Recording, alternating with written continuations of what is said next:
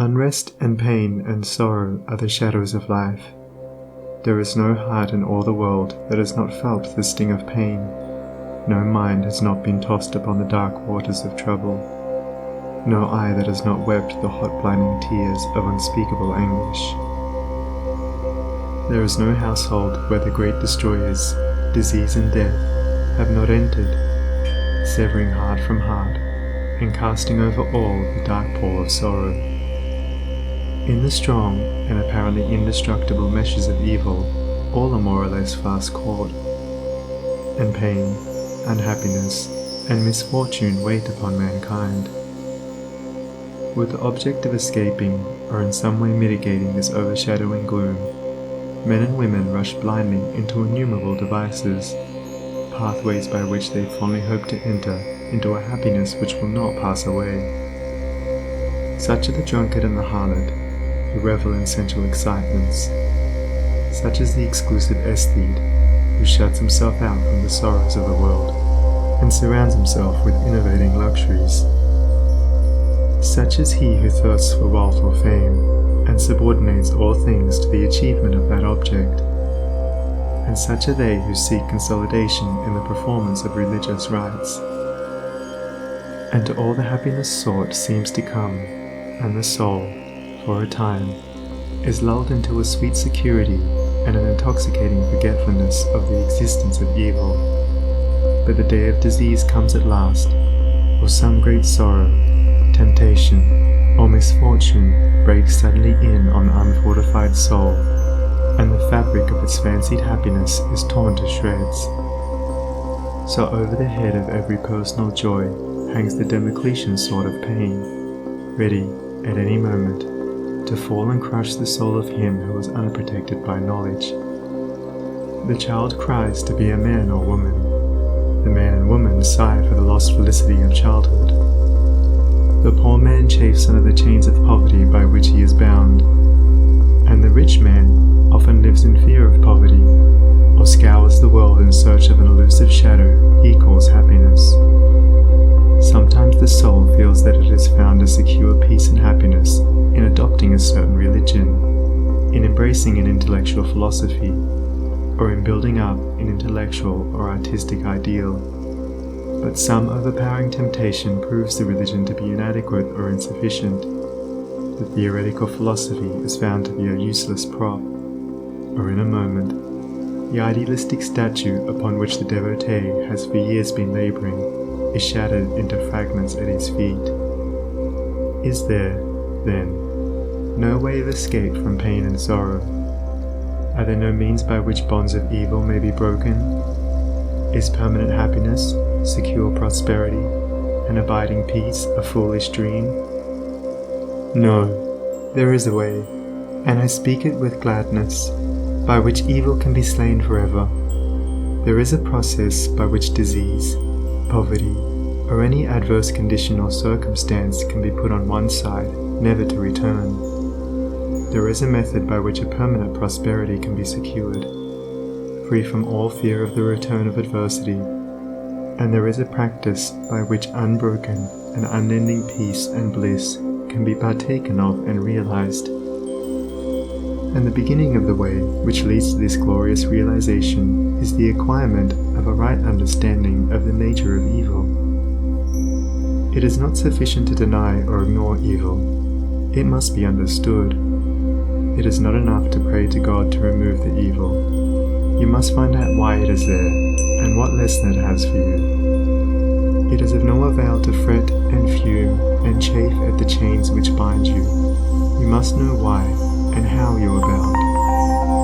Therefore, reader, you must get outside yourself, and must begin to examine and understand yourself. You must cease to be a disobedient child in the school of experience, and must begin to learn, with humility and patience, the lessons that are set for your edification and ultimate perfection. For evil, when rightly understood, is found to be not an unlimited power or principle in the universe, but a passing phase of human experience, and it therefore becomes a teacher to those who are willing to learn. Evil is not an abstract something outside yourself. it is an experience in your own heart, and by patiently examining and rectifying your heart, you will be gradually led into the discovery of the origin and nature of evil, which will necessarily be followed by its complete eradication. All evil is corrective and remedial, and is therefore not permanent.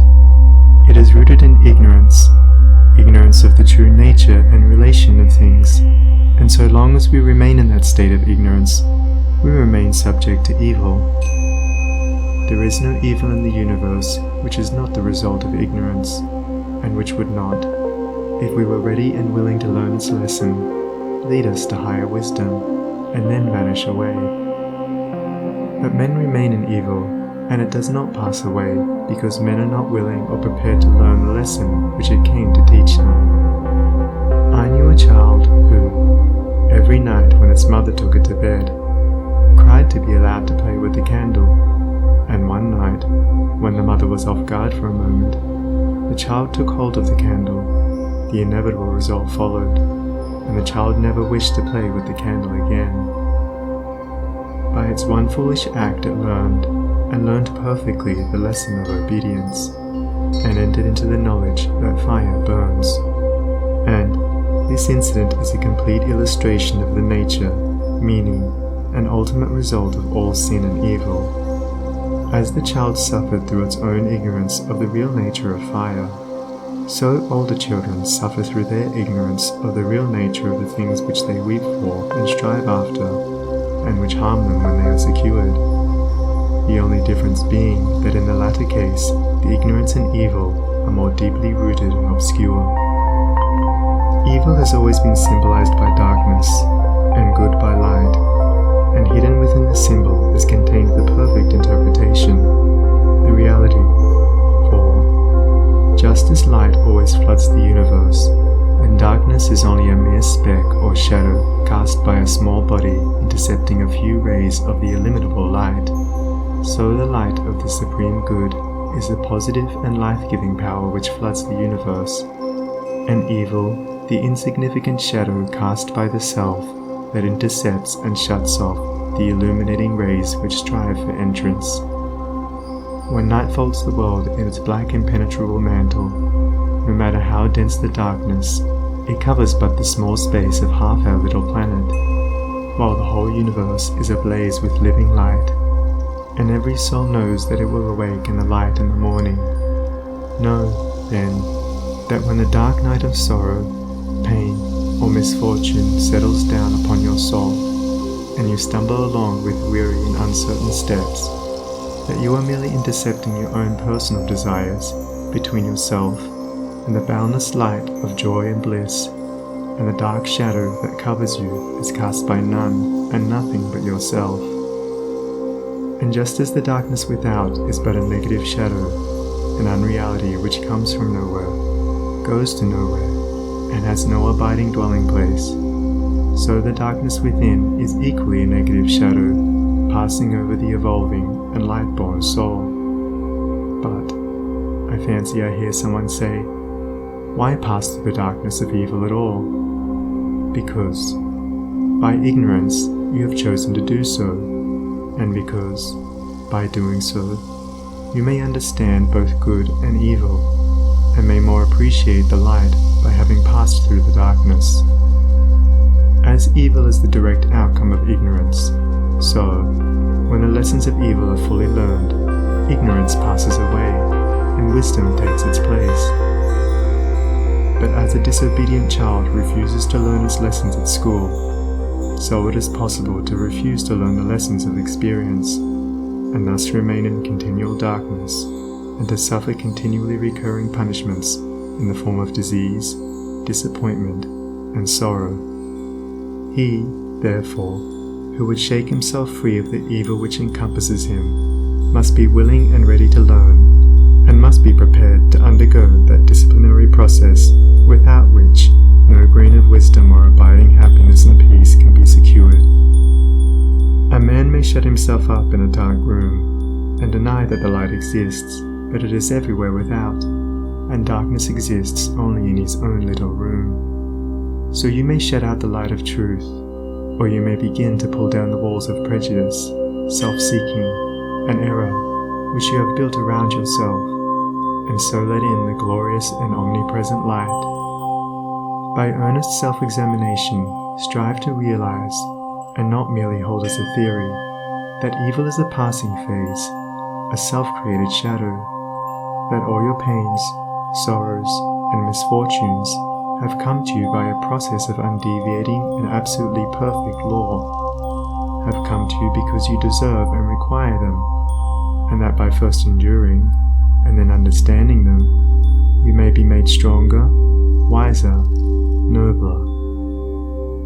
When you have fully entered into this realization, you will be in a position to mold your own circumstances, to transmute all evil into good, and to weave, with a master hand, the fabric of your destiny. What of the night, O watchman, seest thou yet? The glimmering dawn upon the mountain heights, the golden herald of the light of lights. Are his fair feet upon the hilltop set?